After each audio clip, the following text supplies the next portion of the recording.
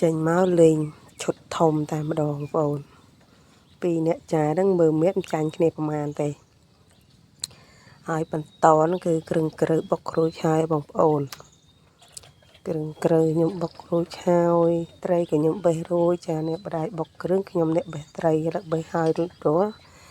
បុកហើយរួចរាល់ច្បល់លាយចូលគ្នាម៉ែដាំទឹករួច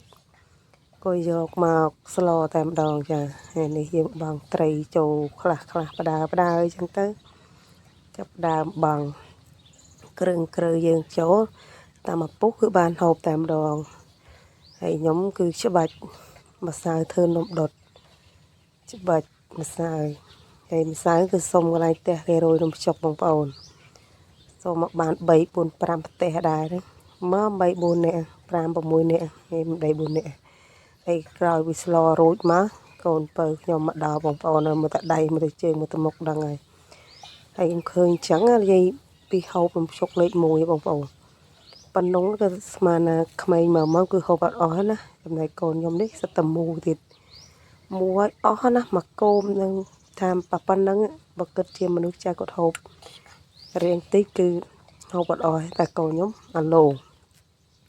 គ្មានសល់ពីចានទេហើយវាថតកូនខ្ញុំរួចហ្នឹងដល់វគ្គខ្ញុំហូបម្ដង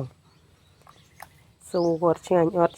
កាប់ពិតហូបអស់ភាសាឲ្យបងប្អូននៅពេលចឹងថែមភាសាទៀតហើយហ្នឹងគឺដាក់ថែមឲ្យគាត់ភាសាទៀតហើយតែភាសាហ្នឹងនឹងអស់អត់ដឹងទេតែវគ្គមុនហ្នឹងគឺគាត់ហូបអស់ហើយនឹងថែមវគ្គចុងក្រោយនេះបន្តមកខ្ញុំម្ដងទឹកស្លខ្មែរយើងអត់មានប្រើខ្ទិះដូងទេពេលប្រើខ្ទិះដូងគឺទឹកស្លណាំយ៉ានេះនំបញ្ចុកទឹកស្លខ្មែរមែនបងប្អូនអត់មានលេខខ្ទិះដូងខ្ទិះអីទេមានត្រីគួរសក្រីយើងហើយនឹងសណ្តែកដីអីចឹងទៅបុកលេងចូលគ្នាស្លហូបអីចឹងណាបងប្អូន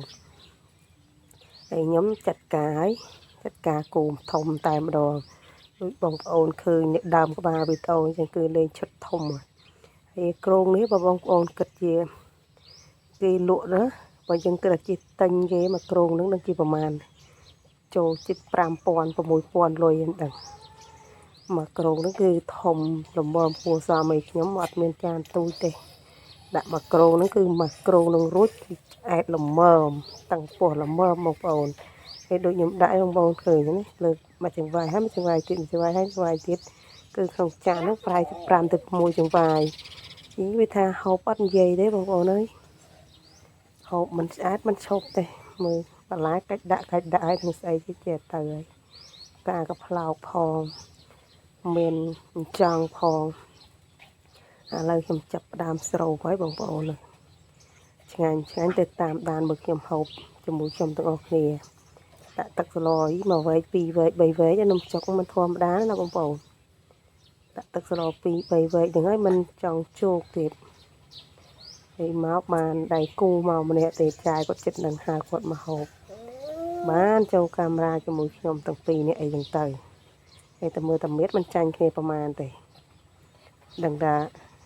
ក្រឹបឆ្ងាញ់មើលមាត់ខ្ញុំបងប្អូនតែនេះថាឆ្ងាញ់មើលតែមាត់ខ្ញុំដឹងហើយបើមាត់ខ្ញុំថាមិនឆ្ងាញ់ទេបងប្អូនមិននិយាយទេគឺឆ្ងាញ់មកអែមមកក្រងដាក់ឡើងដាច់ម៉ាត់និយាយពីតាំងពោះដល់ថ្ងៃទឹកមកក្រងនេះបបោបងប្អូនបោមែនហើយមើលតែមៀតពីរនាក់ហាក់ហាយគ្នាហើយមើលតែមៀតដឹងហើយមើលតែមាត់ងាប់ស្ទែងគ្នាថាឆ្ងាញ់មកអែមហើយវីដេអូក៏រៀងវែងទៀតបងប្អូនបើមិនវែងគេមិនហៅថាវីដេអូវែងទេត្រូវតែវែងហើយវីដេអូក៏មានតែប៉ុណ្្នឹងអរគុណជម្រាបលាបាយបាយ